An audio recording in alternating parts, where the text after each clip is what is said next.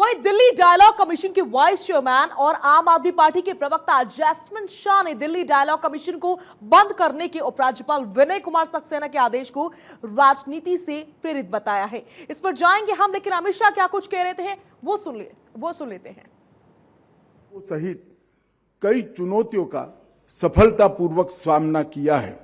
Terrorism के खिलाफ zero tolerance की नीति, काउंटर टेरर कानूनों के मजबूत फ्रेमवर्क तथा एजेंसियों के सशक्तिकरण के कारण भारत में टेररिज्म के कारण होने वाली घटनाओं में उल्लेखनीय कमी आई है तथा टेररिज्म के मामलों में सख्त सजा दिलाने में भी प्रशासन को सफलता हासिल हुई है।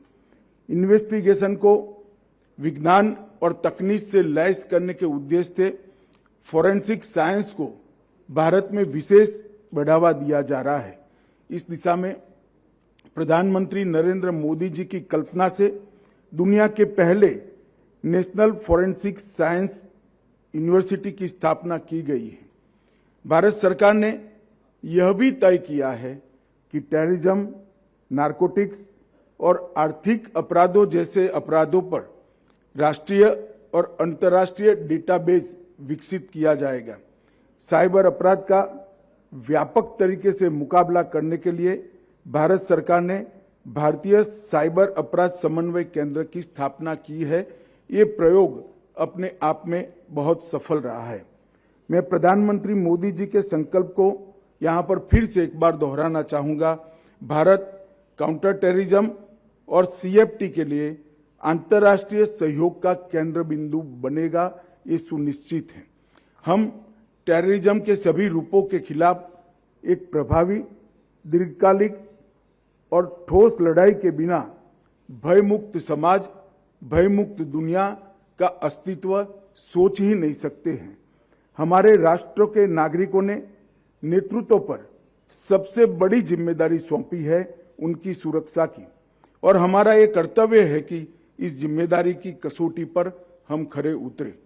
पिछले 2 दशक में संयुक्त राष्ट्र सुरक्षा परिषद ने इस खतरे से निपटने के लिए एक ढांचा विकसित किया है, जिसका मुख्य उद्देश्य काउंटर टेररिज्म सैंक्शन व्यवस्था खड़ी करना है।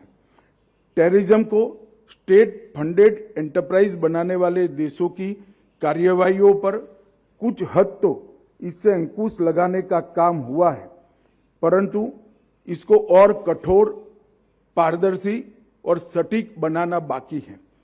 हमारी सबसे पहली प्रतिबद्धता होनी चाहिए ट्रांसपेरेंसी के साथ कोऑपरेशन की। सभी देशों को, सभी संगठनों को बेहतर और प्रभावी तरीके से इंटेलिजेंस साझा करने में पूरी तरह से ट्रांसपेरेंसी का संकल्प लेना होगा। हमें टेररिज्म और टेररिस्ट गुटों के खिलाफ की इस लड़ाई को प्रत्येक भौगोलिक क्षेत्र में और प्रत्येक वर्चुअल में लड़ना होगा।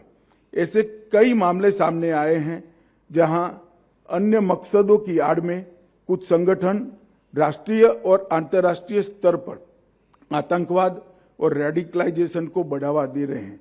यह भी देखा गया है कि ये संगठन आतंकवाद को फाइनेंस करने की चैनल भी बनते जा रहे हैं। अभी हाल में ही भारत सरकार ने सामाजिक गतिविधियों की आड़ में युवाओं को रेडिकलाइज करके उन्हें आतंकी और धकेलने की साजिश करने वाली एक संस्था को बैन किया है। मेरा मानना है कि प्रत्येक देश को ऐसी संस्थाओं को चिन्हित करके उनके विरुद्ध कार्यवाही करनी चाहिए। कुछ देश की सरकारों ने और एजेंसियों ने टेररिज्म को स्टेट पॉलिसी बनाया है। ऐसे टेरर हेवन्स पर आर्थिक प्रतिबंध के साथ साथ सभी प्रकार की नकेल कसना निहायत आवश्यक है। इस पर दुनिया के सभी देशों ने अपने जियो पॉलिटिकल इंटरेस्ट से ऊपर उठकर एक मन बनाने की जरूरत है। हम देखते हैं कि कुछ देश राजनीति के लिए आतंकवादियों और आतंकवाद को पनाह देने वालों का बार बार समर्थन करते हैं। मेरा मानना है कि आतंकवाद की कोई सीमा नहीं होती, इसलिए सभी देशों को राजनीति भुलाकर एक दूसरे का सहयोग करना चाहिए। साथ ही सभी देशों को टेररिज्म और टेरर फाइनेंसिंग की व्याख्या पर भी आम सहमति बनानी होगी। यह हमारे नागरिकों की सुरक्षा तथा मानव अधिकार और लोकतांत्रिक अधिकारों की रक्षा का मुद्दा है, न कि एक राजनीतिक मुद्दा है। टेररिस्ट ग्रुप इंफॉर्मेशन टेक्नोलॉजी और साइबर स्पेस को अच्छी तरह से समझते हैं। जनता की संवेदनशीलता को भी अच्छी तरह से वो समझते हैं, इसलिए उसका उपयोग भी करते हैं।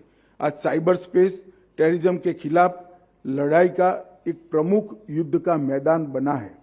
वेपन टेक्नोलॉजी में भी बहुत परिवर्तन हुआ है। 21वीं सदी की लिथल टेक्नोलॉजी और ड्रोन टेक्नोलॉजी अब आतंकवादियों के पास भी उपलब्ध है। टेररिस्ट तथा टेररिस्ट ग्रुप की नारकोटिक्स जैसे संगठित अपराधों के साथ बढ़ते लिंक्स, क्रिप्टोकरेंसी तथा हवाला और टेरर फाइनेंसिंग की संभावनाओं को कई गुना बढ़ा देते हैं। इस सम्मेलन का मुख्य उद्देश्य यही है कि टेररिज्म और टेरर फाइनेंसिंग की सभी चैनलों की हम पहचान करें, टेरर फाइनेंसिंग के खिलाफ एक प्रैक्टिकल तथा वर्केबल रोड मैप बनाया जाए। IMF और वर्ल्ड बैंक के एक अनुमान के अनुसार दुनिया भर के क्रिमिनल हर वर्ष लगभग 2 से 4 ट्रिलियन डॉलर की लॉन्ड्रिंग करते हैं और इसमें बड़ा हिस्सा टेररिज्म को बढ़ावा देने के लिए इस्तेमाल किया जाता है। इस क्वांटम और चुनौती को देखते हुए सभी देशों के काउंटर टेरर और टेरर फाइनेंसिंग के क्षेत्रों में काम करने वाली एजेंसियां एवं अधिकारियों को एक दीर्घकालिक रणनीति अपनानी होगी। टेरर फाइनेंसिंग के संदर्भ में इस सभा का ध्यान मैं कुछ विषयों की ओर आकर्षित करना चाहता हूं, जो मेरी दृष्टि से हम सबकी प्रायोरिटी होनी चाहिए। एक, वित्तीय नेटवर्क में गुमनामी से लड़कर लीगल वित्तीय साधनों का डायवर्जन को रोकना पड़ेगा। 2, अन्य अपराधों द्वारा उत्पन्न मुनाफा टेररिस्ट गतिविधियों के लिए उपयोग में लाने से रोकना होगा।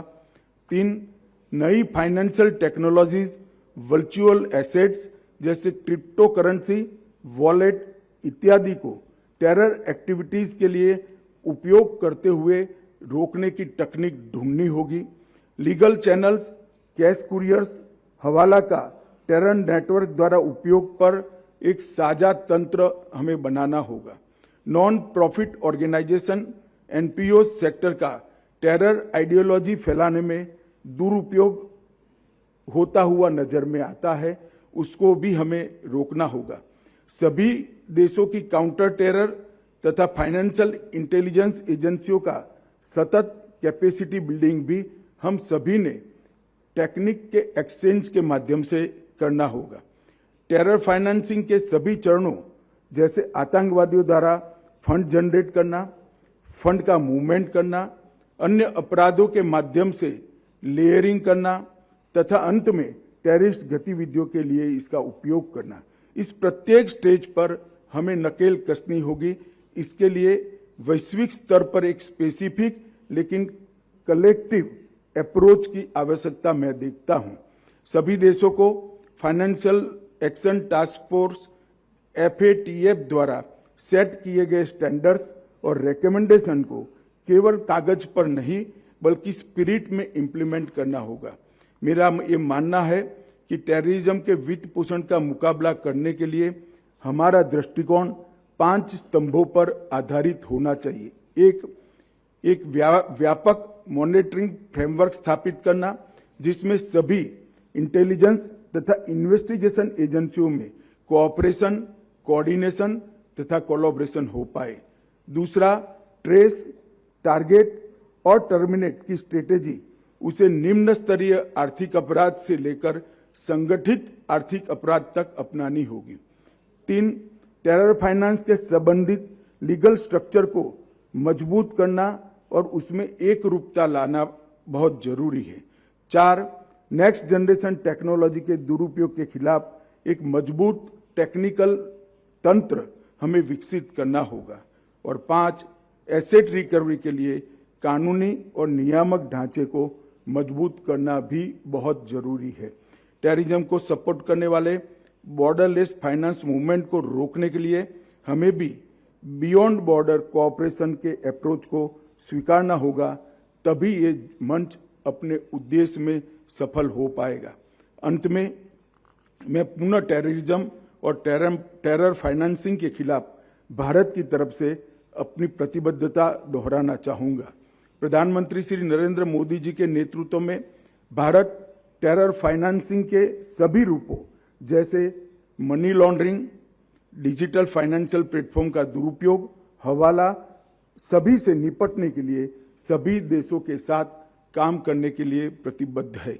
इस सम्मेलन के विचार विमर्श के दौरान भारत ने आतंकवाद के वित्त पोषण का मुकाबला करने पर निरंतर वैश्विक फोकस बनाए रखने के लिए NMFT के इस विशिष्ट पहल की स्थायित्व की आवश्यकता को महसूस किया है।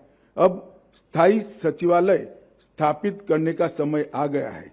इस दिशा में आगे बढ़ते हुए थोड़ी देर में ही जारी किए जा रहे 4 स्टेटमेंट में भारत में एक स्थायी सचिवालय स्थापित करने का प्रस्ताव शामिल है। इस विषय पर शीघ्र ही सभी प्रतिभागियों के बहुमूल्य टिप्पणियां प्राप्त करने के लिए एक डिस्कशन पेपर सर्कुलेट किया जाएगा। मेजबान देश की ओर से मैं नई दिल्ली में आयोजित इस नो मनी फॉर टेरर सम्मेलन में भाग लेने के लिए सभी देशों और संगठन के प्रतिनिधिमंडलों का मन से धन्यवाद करता हूं। मैं आप सबकी सुखद और सुरक्षित स्वदेश वापसी की मंगल कामना के साथ मेरी बात को समाप्त करता हूं। वंदे मातरम।